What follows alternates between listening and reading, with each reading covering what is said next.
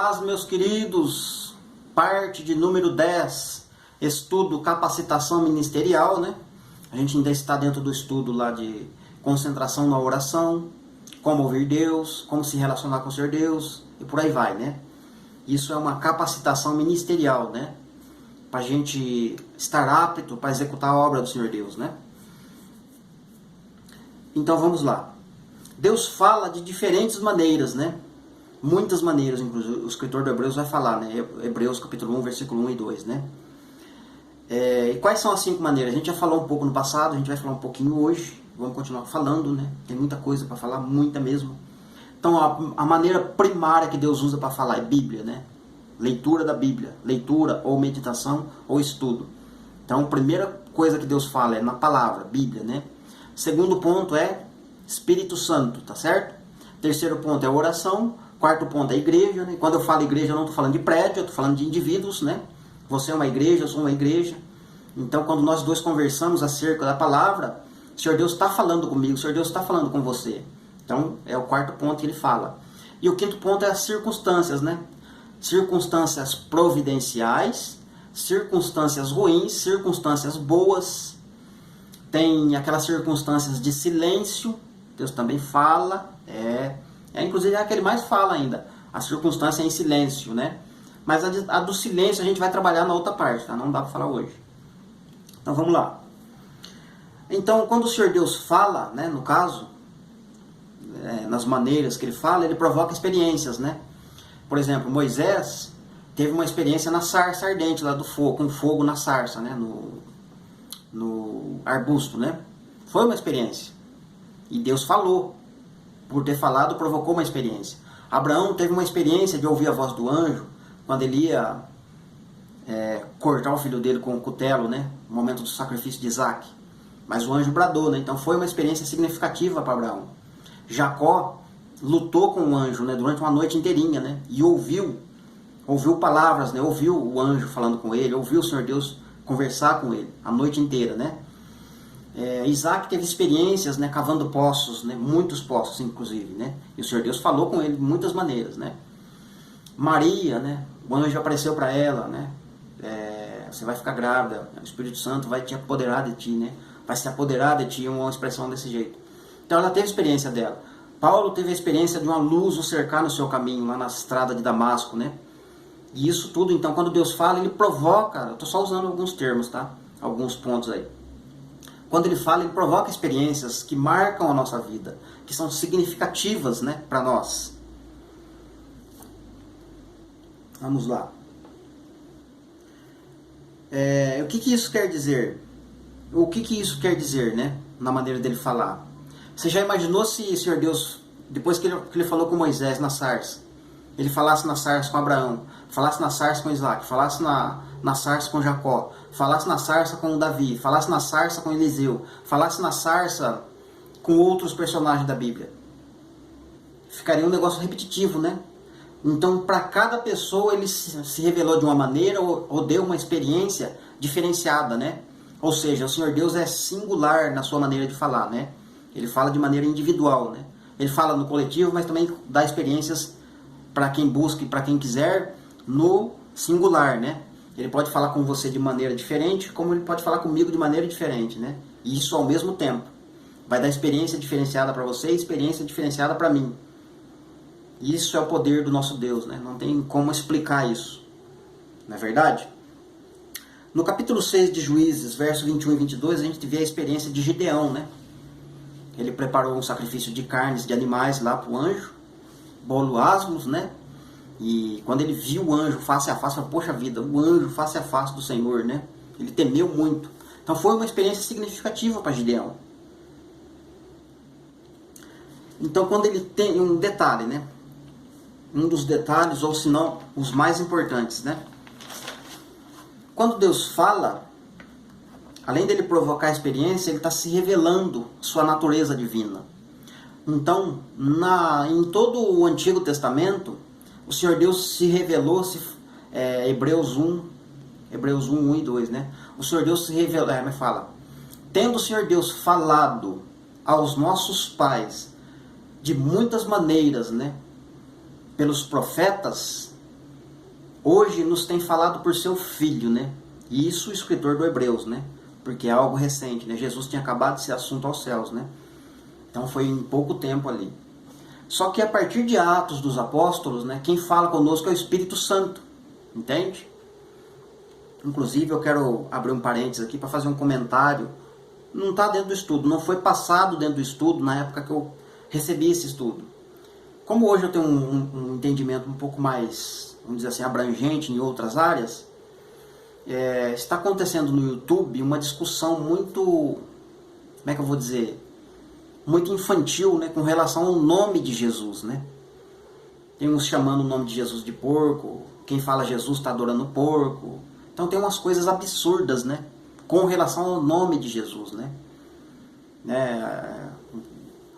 Porque, como é que se diz? Porque sabe, no hebraico, no grego está assim, no original está desse jeito, e não sei o que. Aushia, Yeshua, Aushi, Rosh, Yahush, enfim. Tem várias expressões, né? Quem pronuncia o nome certo tá salvo, quem não pronuncia está adorando porco, né? Ou seja, está adorando demônio. Só por fato de estar pronunciando Jesus, né? Mas e o estrangeiro? Como será que ele pronuncia? Né? Hoje a gente tem aí em torno de 200 nações, quase 200, né? Mas em alguns países repete o idioma, né? Quase que fica facilitado, né? Então, para reduzir um pouco, vamos supor que a gente tem aí, eu acho que 120 ou 130 idiomas diferenciados, né? E aí, como é que fica o nome de Jesus? Aqui em português eu falo Jesus, eu estou falando errado. Quer dizer que o australiano lá, se ele falar, como que ele vai falar Jesus? Na linguagem dele lá, né, no caso. Idioma da terra dele. Mas o ponto que eu quero tratar não é tanto esse. Então, no Antigo Testamento, o Senhor Deus se revelou como Deus eterno, né? É o nome dele, né? Tem vários nomes, né? O Senhor Nossa Bandeira, Deus Todo-Poderoso, uma sequência de nomes. Tudo falando de Deus. Nos evangelhos você vai ter o quê? Jesus, né? Jesus. Todo mundo falava Jesus o Cristo, ou o Messias, e por aí vai. Mas agora a gente está no tempo do Espírito Santo, né? Então agora, e tem muita gente, né? Talvez por não saber, né? Mas tem muita gente que faz pouco caso do Espírito Santo, né? Usa o eterno, né? Não sei o que o eterno, não sei o que o Senhor Deus. Não é errado. Só que não está dando ênfase, ou melhor, está se esquecendo do Espírito Santo, né? A palavra fala que o Espírito Santo tem ciúme, né? E detalhe, o Espírito Santo é uma pessoa, né? É a pessoa de Jesus, inclusive. Então o nosso relacionamento atual, né? Depende da pessoa do Espírito Santo, né? Estamos vivendo o momento do Espírito Santo, né? Então agora, para quem me conhece, quem convive comigo, sabe que eu estou falando, né? As minhas orações é dirigida ao Espírito Santo, né? Quase todo meu maneira de falar quando eu estou na igreja, quando eu estou conversando com a minha esposa. Então eu uso mais a expressão Espírito Santo. Por quê? Por conta de entender essa sequência, entende? Como o Senhor Deus vem vindo desde lá de trás. No caso, Hebreus 1, capítulo 1, versículo 1 e 2, né? Tendo o Senhor Deus, né, no passado, falado aos nossos pais pelos profetas, né? E como que os profetas falavam para o ser humano? Falava o Deus, o Senhor dos exércitos, o Deus Todo-Poderoso. Tem várias expressões, mas falava Deus, não falava Jesus e nem falava Espírito Santo. Porque o Senhor Deus tem seus tempos determinados para se revelar de formas diferentes, né? Com nomes diferentes, inclusive, né? Quando Jesus esteve aqui na Terra, foi o nome de Jesus que foi usado, né? Muito usado. E até hoje é muito usado e não é errado usar. Só que agora a gente está no período do Espírito Santo, né? Não podemos negligenciar e nem fazer vista grossa do Espírito Santo. Não sei se estão me compreendendo, né? Então não podemos entristecer o Espírito Santo, não apagueis o Espírito, né? E detalhe, Jesus vai falar no Evangelho, eu não lembro o capítulo aqui, eu acho que é o capítulo do 13 até o 16, eu não lembro qual desses capítulos, que o próprio Jesus vai falar que o Espírito Santo traria glória para ele, né? Quando o Espírito Santo chegasse aqui na Terra, né? Então através do Espírito Santo nós vamos trazer, vai ser levado glória para o Senhor Deus. Coisa fantástica, isso é profundo, né? Então vamos lá. Agora vamos voltar aqui para o foco do estudo. Coisas que eu ouço as pessoas dizerem e não concordo, né? Senhor, eu quero saber qual é a tua vontade. Faz-me parar se eu estiver no caminho errado. E me abençoe se eu estiver no caminho certo. Né? Uma outra vertente vai dizer: Senhor, vou continuar nessa direção. Feche essa porta se eu não estiver certo. E abre aquela outra, né, se eu estiver errado. Então, questão de portas aqui, umas orações dessa, né? Uma pessoa dessa, ela pode ser facilmente ser manipulada por Satanás, né? Porque Satanás abre porta, fecha porta, ele faz coisas, ele manipula as pessoas. É isso que ele gosta de fazer, inclusive, né? Então, o que nós temos que fazer? Olhar o padrão, como o Senhor Deus se revela, como é que ele fala com os indivíduos, com as pessoas, como ele fala no coletivo, né? Isso dentro das Escrituras, né? Qual é o padrão que ele se revela? Então, esse é o foco do estudo, inclusive, né? Mostrar como é que o Senhor Deus se revela com o homem, né? Como é que o Senhor Deus se relaciona com o homem. Não é desta maneira, né? Fecha essa se eu não estiver certo e abre aquela outra se eu estiver errado. Isso não é um padrão bíblico, né? Então eu não concordo com essa expressão, quando as pessoas falam desta forma, oram desta forma, né? Então isso não vejo um padrão bíblico. Se realmente você quer conhecer e fazer a vontade de Senhor Deus, deve decidir tempo em cultivar um relacionamento com Ele. Isso é o que Ele quer, né? Porque o Senhor Deus está muito mais, como é que se diz? Interessado no seu relacionamento com Ele do que aquilo que você pensa em fazer ou quer fazer para Ele.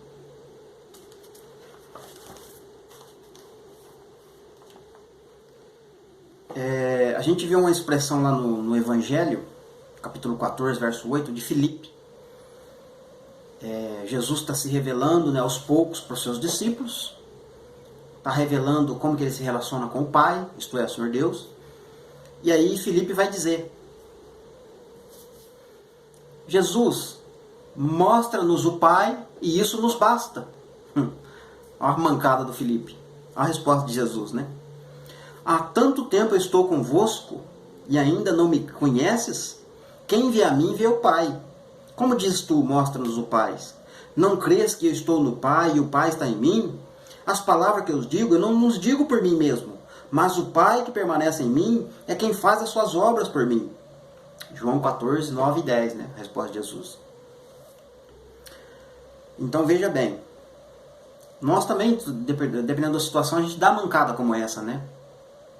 Não com essas palavras, mas a gente vive dando mancada desta forma. Tão certo quanto Moisés viu Deus face a face, na sarça ardente, e os discípulos estiveram em face a face com Jesus, em sua relação pessoal com Jesus, né? Eles tiveram um encontro pessoal com o Senhor Deus, né? Eles, como é que se diz? Vamos dizer assim, quando Moisés ouviu uma voz na sarça ardente, ele estava tendo um encontro com o Senhor Deus. Quando Abraão ouviu a voz do anjo bradar, ele estava tendo um encontro com o Senhor Deus. Quando os discípulos estavam ouvindo Jesus falar com eles, na sua relação ali, no seu relacionamento, eles estavam tendo um encontro com Deus, né? Com o próprio Deus. Então, quando o Espírito Santo fala conosco, nos revela, nos mostra algo na sua palavra, estamos tendo um encontro com o próprio Deus, né? E o que isso quer dizer, né?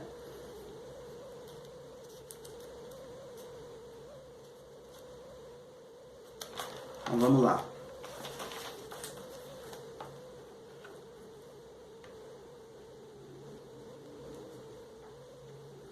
Eu quero. Então veja bem, quando você compreende uma verdade espiritual, quando você está lendo, meditando ou estudando, essa verdade não vai te levar a ter um encontro com o Senhor Deus. Na verdade, essa compreensão, esse entendimento que você teve, ou revelação, é um encontro com o Senhor Deus, entende? É diferente. Um outro ponto, né? Eu não vejo em nenhum lugar nas Escrituras, né, um indivíduo ficar, né, meio bravo ou bicudo quando Deus falou com ele, né?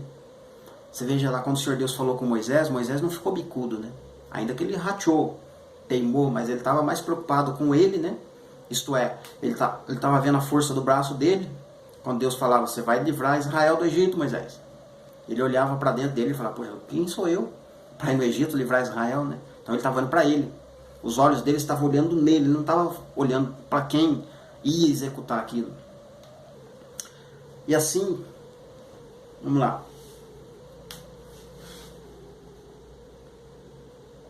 No caso aqui, né? Então Moisés não ficou bicudo, né? Às vezes nós ficamos bicudo quando o Senhor Deus fala conosco, através de outra pessoa, né? Ficamos chateados, talvez, eu não sei. Mas essa parte é importante a gente não ficar chateado ou bicudo, né? Porque a gente pode perder a oportunidade de ser usado por Deus, né? Quando a gente ouve e não obedece ou não aceita a correção que vem. Vamos lá.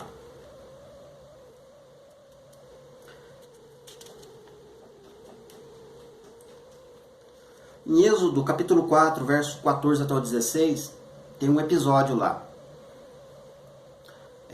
Dentro da teimosia de Moisés, né? O Senhor Deus falando, olha Moisés, eu quero te usar. É você que eu escolhi, eu quero que você fale a Faraó, que Faraó liberte o meu povo para ir para uma terra boa, né? Para me adorar, etc, etc, etc. E Moisés continua. Então, quando o Senhor Deus fala que Ele quer nos usar, que Ele quer fazer algo por intermédio da nossa vida, e nós continuamos a recusar, isto é, olhar para nós e falar, eu não tenho capacidade, eu não sou eloquente, eu não posso ser servo do Senhor, essa obra é muito grande, eu não consigo executar. Isso, no caso, olhando para nós mesmos, né? Para a nossa limitação. E não crendo que Ele pode nos capacitar, né? Quando obedecemos Ele. E o que aconteceu? Moisés, então, o que o Senhor Deus falou para Moisés? Ah, Moisés, é o seguinte, eu vejo que Arão fala fluidamente, Arão é eloquente, mas quem eu escolhi é você. Mas já que você não está muito querendo, não está com muita fé em mim, Moisés, então eu vou fazer o seguinte, eu vou entregar a mensagem para você, você entrega a mensagem para Arão, e Arão fala para Faraó, então. Você vai ser por Deus e Arão vai ser por profeta. Né? Eu vou colocar a palavra na sua boca. Então, ou seja, Deus teve que terceirizar o trabalho, né? Ele queria usar Moisés, mas como Moisés não entendeu o mistério, né? Ficou olhando para dentro de si, na sua própria força, vamos dizer assim, né? A palavra manda a gente não se estribar no nosso próprio entendimento ou na nossa própria força, né? Temos que temer a Deus e confiar nele, né? Isso faltou neste momento para Moisés. Então Deus terceirizou o trabalho. Isso pode acontecer conosco em todo o tempo. Deus quer nos levantar, nos capacitar, como Ele está fazendo nesse estudo, para nos usar. Mas se nós temarmos em dizer que não somos capazes, que não conseguimos, Ele vai terceirizar o trabalho. Em vez de Ele usar você, Ele vai colocar alguém, como é que se diz? Alguém inferior a você ainda, né? Uma pessoa assim, entre aspas, menor que você. Se é que você me compreende, né? E você vai ficar com o quê? Com dor de cotovelo. Isso é um perigo. Porque isso pode te levar a ter fome da palavra no futuro. Por quê? Em Amós, capítulo 8, verso 11 e 12, a palavra diz que os homens vão andar de mar a mar procurando a palavra para ouvir, não vão encontrar, né? Não vão encontrar a palavra para ouvir. Por quê? Porque no momento em que o Senhor Deus falou, não quiseram dar crédito na palavra, não quiseram ouvir. E para ouvir tem que obedecer, né? No caso aqui, ó, vamos lembrar um pouquinho da parábola do semeador, né? Eu não vou ler todo o texto, é só uma parte. A semente que caiu em solo bom representa a pessoa que ouviu a palavra, né? E a reteve, e produziu fruto. E então Jesus disse, vê depois como ouvis, porque aquele que tiver lhe será dado, e a qualquer que não tiver, até o que pensa ter lhe será tirado. Se você ouvir a palavra de Deus e aplicá-la, isto é, der fruto na sua vida, até o que você, né, no caso, a pessoa vai dar fruto, aí outra parte. E aquele que não ouviu e não praticou, até o que ele pensa ter vai ser tirado, né? Aí eu pergunto, você tem ouvido Deus? Ou como você tem ouvido Deus, né? A melhor pergunta, né? Então você tem que se decidir agora em obedecer ao Espírito de Deus, né? E quando Ele te der algo, uma ordem, você tem que executar. Lembrando que só podemos ouvir e obedecer se nós estivermos em um relacionamento com Ele, né? Quem não está num relacionamento com Ele não ouve e nem pode obedecer. Não pode obedecer, não tem como.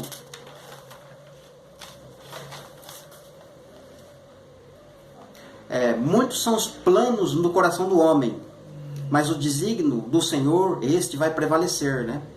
Provérbios 19, 21. Então o homem faz muitos planos, muitos projetos, mas o que vai prevalecer é a palavra do Senhor, é o projeto do Senhor.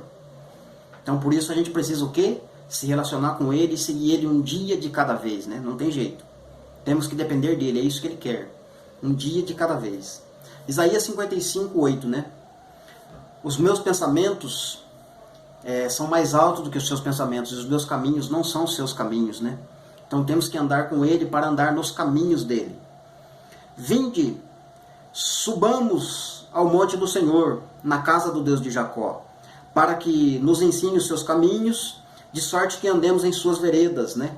Miqueias capítulo 4, versículo 2. Jeremias 29 também tem lá uma expressão lá, né? Dos pensamentos do Senhor Deus, né? Os pensamentos que eu tenho sobre vós são pensamentos de paz, né? Não são pensamentos de maldade, né? Para vos dar o fim que desejais, né? Então Deus tem pensamentos de paz, caminho de bênção para nós, mas temos que estar aliançados e dentro de um relacionamento com Ele, para compreender, né? Para andar na vereda dEle. Teve um tempo na minha vida em que eu pensava e tinha dúvidas, e sempre tinha que recorrer a outros crentes ou outras pessoas para resolver problemas espirituais na minha vida. Finalmente eu tomei uma decisão de se relacionar com Ele de maneira mais séria e prática, né? No caso, aplicar esse estudo. Eu tive que tomar essa decisão, aplicar e viver esse estudo, né? Para resolver meu problema, né? Eu desenvolvi este processo por algum tempo em diversas áreas da minha vida. Meu relacionamento de amor com o Senhor Deus se tornou muito importante. Comecei a descobrir uma maneira muito pessoal e bem clara pela qual Deus estava fazendo conhecidos seus caminhos, né? Então Deus tem uns caminhos dentro da Escritura. Tem o fluxo da profecia, o fluxo do Espírito. Como Ele se revela, como Ele fala, como Ele age. Isso você precisa entender por meio de um relacionamento com Ele.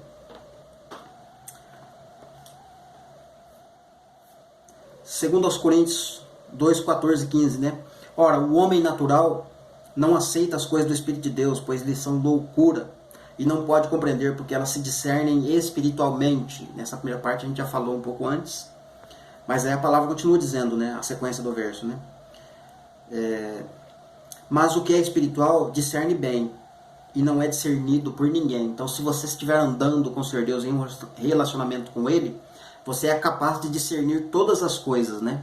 Você discerne espíritos, você discerne a palavra, você discerne, ou seja, você tem a sua mente aberta, seus olhos espirituais são escancarados, né? Você está com o Senhor. E quando você está andando com o Senhor, você fica escondido ao mesmo tempo. Ninguém pode te discernir, ninguém pode te entender, porque você está em espírito, né? No caso, andando no espírito, né? E aquilo que você vai fazer é o que? É loucura, inclusive, né? Por isso ninguém vai te discernir. Então, compreender uma verdade espiritual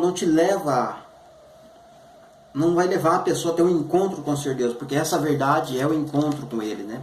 A gente já falou isso um pouquinho antes. Quando eu estou orando e vem um texto na minha mente, eu interrompo a minha oração e vou para a palavra para ver o que Deus quer falar comigo. Veja só, isso é importante. Você dobrou seu joelho para orar na beira da cama, por exemplo, para dormir. Começou a orar. De repente se lembrou de um verso. Automaticamente sua mente vai dizer, né? Concentre na oração, concentre na oração. Isso é distração. Depois você olha, outro dia você olha o texto. Ou nem olha, né? Você acha que sempre vai vir texto na mente porque você lê a Bíblia, porque você estuda, porque você ouve pregações, você vai na igreja. Então os textos frequentemente vêm na sua mente e você fala, é algo casual, né? Melhor, é algo... Como é que eu vou dizer aqui? É algo que acontece sempre, né? Mas quando você dobra o seu joelho e começa a orar e vem um texto, interrompa a oração, abre a palavra e vai ver lá o que o Senhor Deus quer falar contigo, que Ele vai falar, né? Por meio da palavra. Então isso é um ponto importante, né? Ou seja, isso é concentração, isso é ser sensível a um pequeno toque do Senhor. E isso só pode ser sensível quem estiver no relacionamento com Ele. E ter a leitura diária, etc, etc, né? Romanos 8, 26 e 27, né? Que tem um texto lá que nós não sabemos orar como convém, mas o Espírito Santo nos ajuda, nos assiste, né? Com orações ou com intercessões, com gemidos inexprimíveis, né? Ou seja, o Espírito Santo torna a nossa oração eficaz, ele torna a nossa oração perfeita. O detalhe é que nós oramos pedindo carro e Deus manda saúde. Você ora pedindo dinheiro, Deus manda paciência, né? Você ora pedindo, como é que eu vou dizer aqui, para Deus aumentar a sua fé, Ele vai te mandar o quê? Problema, tribulação, porque a tribulação vai trabalhar para a sua fé aumentar, né? Então, a resposta vai vir de forma diferente. O que eu quero dizer? Eu vou simplificar então, na verdade, né? Suponhamos, eu tenho um filho, na verdade, suponhamos não, eu tenho um filho. Meu filho se chama Mateus. Eu vejo que meu filho está precisando de uma bicicleta Caloi azul. Olha aí o detalhe. Meu filho precisa de uma bicicleta Caloi azul. E eu tenho condições, eu vou e compro e deixo ela guardada. E aí o aniversário dele está chegando. Está chegando o dia de eu dar o presente para ele, né? Eu amo meu filho, eu tenho condições de dar a bicicleta para ele, Caloi azul. A única coisa que eu preciso fazer é convencê-lo de que ele precisa da Caloi azul. Entende? Mas antes de eu convencê-lo, ele vai falar, olha, eu queria uma moto. Mas às vezes o meu filho nem tem idade para andar de moto, para tirar uma habilitação, né? Ele já quer a moto, eu quero moto, preciso de uma moto. Mas eu como pai falo, não meu filho, você precisa de uma Caloi azul, né? Uma bicicleta, você não vai ter gasto. Você vai pedalar, você vai gastar energia, você vai movimentar os músculos, etc. Tem muitos benefícios, né? Ter uma bicicleta. Então como pai, com o entendimento, com a experiência, eu falo para ele, você precisa da bicicleta. Então aos poucos eu consigo convencer ele. Então quando chega o dia, eu vou lá e dou a bicicleta para ele, a Caloi azul. E o que o Senhor Deus quer dizer com isso? Nesse texto aqui, Romanos 8, 26 e 27. O Senhor Deus já tem a sua bênção guardada, né? No lugar dele, ela está guardada. E o Espírito Santo sabe o que você precisa. Você está orando que precisa de algo, né? Mas quem sabe mesmo o que é melhor para você é o Senhor Deus, isto é, seu Pai. Entende? Então o que o Espírito Santo precisa fazer é te convencer o que você precisa. Mas esse convencimento do que você precisa, talvez você não consiga entender. Então quando você começa a orar por determinado assunto, o Espírito Santo, que ora com gemidos inexprimíveis e que conhece as profundezas de Deus, pega a sua oração, torna ela eficaz, isto é, transforma a sua oração naquilo que você precisa e leva diante de Deus. E Ele traz aquilo que você está precisando. Filipenses 2,13, né? Ora, Deus é quem opera em vocês tanto o querer quanto o realizar, segundo sua boa vontade. Então o próprio Deus coloca dentro de mim um desejo de orar. Vamos usar a bicicleta de novo, a bicicleta Caloi azul. O Senhor Deus coloca no meu coração um desejo de orar para que eu compre ou que eu consiga uma bicicleta Caloi azul para meu filho. E aí então eu vou e oro para que Deus me dê condições para me comprar uma bicicleta Caloi azul. Agora eu vou falar de novo o verso. Ora, Deus é quem efetua em vocês tanto o querer, isto é, orar pela bicicleta, segundo o querer e segundo o realizar. Então Deus faz criar em mim um desejo de orar por aquilo, e aquilo que eu estou orando, o próprio Deus mesmo executa. Eu sou só instrumento. Então Deus efetua em você tanto o querer quanto o realizar. Amém? João 16,13, né? Quando vier, porém, o Espírito Santo, o Espírito da verdade, né? Ele não falará por si mesmo, o Espírito Santo não falará por si mesmo, assim como Jesus, né? Não faço nada por minha própria iniciativa, né? Então, quando vier o Espírito Santo, o Espírito da verdade, ele não falará por si mesmo, mas dirá tudo o que tiver ouvido. Ouvido de quem? Do Pai. E vos anunciará tudo o que há de acontecer, ou seja, as coisas vindouras, né? A mesma expressão de Amós 3,7, né? O Senhor Deus não fará nada sem antes avisar os seus servos, os profetas. Amém? João 5,19, né? Como eu já falei antes, né? O filho nada pode fazer de si mesmo, senão o que ele ver, o que ele contemplar, o que ele observar, ver o Pai fazendo. Isto ele vai fazer. Então vamos lá. Agora sim, finalizando o estudo. Você precisa tomar uma decisão. Ou você continua fazendo o que você quer e pede para Deus te abençoar este caminho errôneo que você está, né? No caso, você acha que isso está certo e você não quer consultar Deus, não quer perder tempo em um relacionamento com Ele, não quer perder tempo em ajuste, não quer perder tempo em obediência e por aí vai. Então você pede para Ele te abençoar neste caminho que você está indo, ou você pega e vai trabalhar onde Deus já está trabalhando, junto com Ele. Isso seria estar no centro da vontade dEle, no fluxo da sua atuação, né? Mas o problema nosso é que nós esquecemos de observar o que acontece depois da oração, né? Nós não observamos. Nós não observamos, né? Então o que eu preciso? Eu preciso ter na minha mente, fixar na minha mente, que Deus responde às minhas orações, sempre Ele responde. Meu Pai trabalha até agora. Ou seja, Ele está trabalhando ao meu redor o tempo todo. Ainda que eu não veja, ainda que eu não perceba, Ele está trabalhando. Então eu conto com a resposta. E quando eu orar, eu tenho que ficar com a minha mente fixa naquilo que eu orei. E fazer as conexões do que está acontecendo à minha volta. Para mim ter uma perspectiva ótica de Deus, né? Dentro daquela circunstância. Eu não posso olhar dentro daquela circunstância ou dentro daquilo que parece ser resposta de Deus na ótica humana, perspectiva humana. Não posso. Sempre na ótica de Deus, perspectiva de Deus. É outra coisa, nunca pense que você não vai ter resposta, né? Vou orar, mas não sei se Deus vai responder. Não, nunca, nunca. Entre para a oração já com expectativas de que Ele vai responder. Entre com expectativa de que Ele já está respondendo, na verdade, né? Essa é a verdade. Enquanto você está orando, Ele já está respondendo. Você nem